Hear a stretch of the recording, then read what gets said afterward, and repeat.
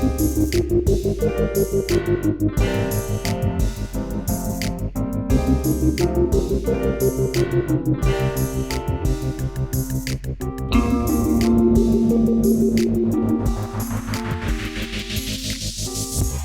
the Muckle Teal Football Show.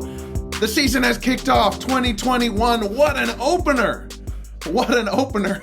It's unbelievable. Tom Brady and the Buccaneers defeat the Dallas Cowboys.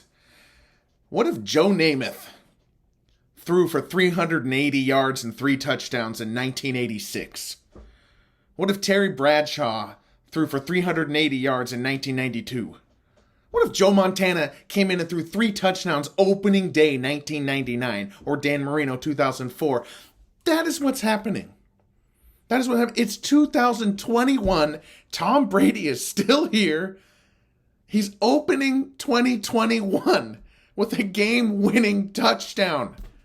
Now, everyone thought this was going to be a blowout. It's a great Thursday night opener. Absolutely fantastic. Dallas, they stayed in the game. They scraped together turnovers, a Ronald Jones fumble. He was then banished to the Shadow Realm. A tipped screen pass. There was interception. A Hail Mary interception, making Brady's stats look bad. Then the Godwin fumble. The Godwin fumble late in the fourth quarter.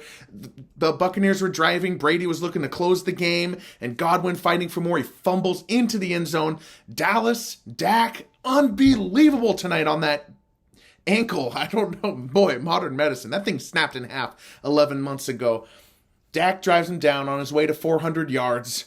But Vita Vea, big ol' UW Husky, Vita Vea, wreaking havoc. He makes them settle for a field goal, a Greg Zuerlein field goal. And Brady, it's 2021 and Brady. It's 20 years later. And Brady, comeback. He dumps it to Gio Bernard, throws it to Gronk down the seam. Godwin back shoulder beauty into field goal range for 24 yards. Cowboys fans, yeah, that was a push-off. That was a push-off. It would have been a close call. People are going to be saying that Godwin push-off was, like, epic and obvious. But Collinsworth pointed out on the broadcast, and you know, if you watch football enough, that is a really common, they're sprinting forward and they stop. Suddenly, all the momentum carries the corner back. So it's not uncommon to see the corner kind of fumble back there if they don't anticipate the stop. But he did push off. But it would have been a tough call. So I'm riding the fence here. But 24 yards into field goal range, Ryan Suckup kicks it in, and Brady launches us into the 2021 season with a Tom Brady comeback.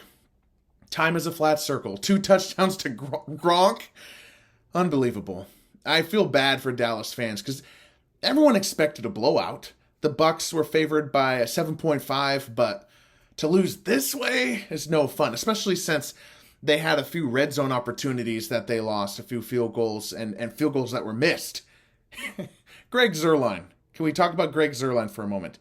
Saints fans are like, what the heck? Where is this wobbly extra point missing, shorter than an extra point field goal missing guy? Where was he in the 2018 NFC Championship when he was on the Rams against the Saints, when he was nailing 50-yarders over and over again to send the Rams to the Super Bowl? But then he makes that winning kick. But he did play a big factor in their loss, because had he made some of those kicks or been better, they may have game planned a little bit different. So Dallas, no fun to lose this way, even though you're expecting to lose.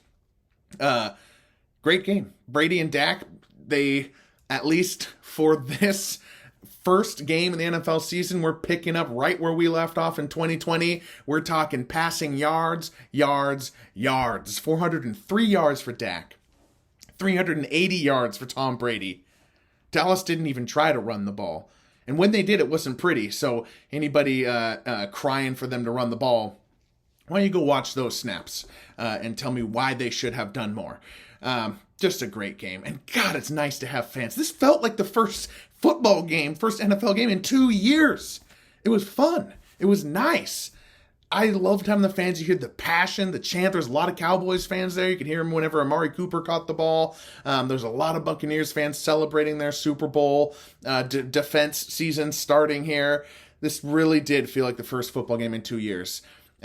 Side note, I am one of those people who kind of get up during the plays and I'll go get some water or get a beer or something like that, or I'll walk into the hallway checking my phone and stuff like that between plays. And it's been so long, it's been so many years that I've been doing that I didn't realize how tuned in I was to the fan sound. You can just hear the crowd and the way they are when a snap is about to happen. You hear the announcers too. And with the fake crowd noise and the no fans last year, my rhythm was all thrown off. It was nice to come back to it. And you started to say, why don't you just sit down and watch the game? Why don't you just, I don't know. You're going to have to talk to my mom about that. I don't know why I can't do that. MVP of the game, Brady. Brady has to be. He is 20 years later. Like I said, Terry Bradshaw, 1992.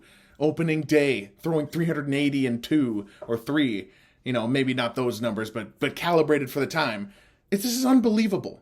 And yes, Rob Gronkowski caught 2 touchdowns number 88 and 89 for his career. He passes up Thurman Thomas, Andre Reed, Buffalo Buddies.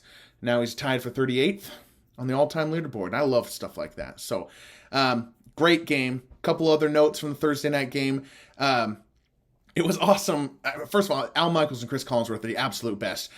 Just quick love for their call out of, there was a play, I think it was in the first quarter, the second quarter, where Brady dropped back, and I don't think it was Lawrence, but it was one of the Dallas linemen hit him hard on the forearm, and Brady didn't fumble it. And they brought back the 2001 Duck Rule game against Oakland in the snow and divisional round.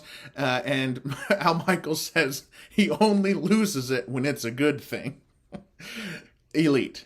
And the rhubarb souffle comment at the very end by Michaels. Al Michaels is a gem, a treasure, a national treasure. Enjoy every Sunday night game that we get with this guy. A couple other notes. It is weird seeing Leonard Fournette run with number 7. Anybody? or Micah Parsons, the Dallas's, I think, 12th overall pick, middle linebacker, number 11. Number 11? This is just weird. These number changes. It's crazy. I like it. I'm really happy about it because I love NFL history. And NFL history to me is defined by decades. The 60s, the 70s, the 80s, the 90s. And the 2010s, they have a lot of stuff, a lot of great things going on. But now the 2020s have this quick differentiator, this immediate differentiator. We got all sorts of middle linebackers with single-digit numbers and receivers with single-digit numbers. Baltimore Ravens, Patrick Queen, middle linebacker. He's going to be number 6. Patriots linebacker, Matthew Judon. He's going to be number 9. I just like it. It's something different. Julio Jones is number 2 now. DJ Moore number 3. Deshaun Jackson. The Rams have gone nuts on this. Deshaun Jackson's number 1. Robert Woods is now number 2. And Jalen Ramsey, one of the best defensive backs in the NFL, he's 5. So it's cool. I like it. I'm into it. That is Thursday night. What a great game. So let's preview week 1 here. Every Mukilteo football show, Mondays and Thursdays. Follow us on Twitter at MUK_football. Check out the YouTube channel, YouTube/Mukilteo football. We're on Facebook and everywhere. We're going to have shows Thursday night after Thursday night football, Monday night after Monday night football. So we'll react to those games. But also right now we're going to preview week 1. So we'll have a couple of, usually a theme of each episode and some gambling highlights and some fantasy stuff at the end of them all. So Mondays and Thursdays. If something goes crazy or something really exciting happens on Sunday night, then I will pop on for that as well. Just trying to enjoy a season, podcasting and video tubing and stuff like that. This is awesome. This game was so awesome. I am pumped. This is exactly why we love football, this game. Brady, Dak, all the receivers, all the talent on the field, all the storylines.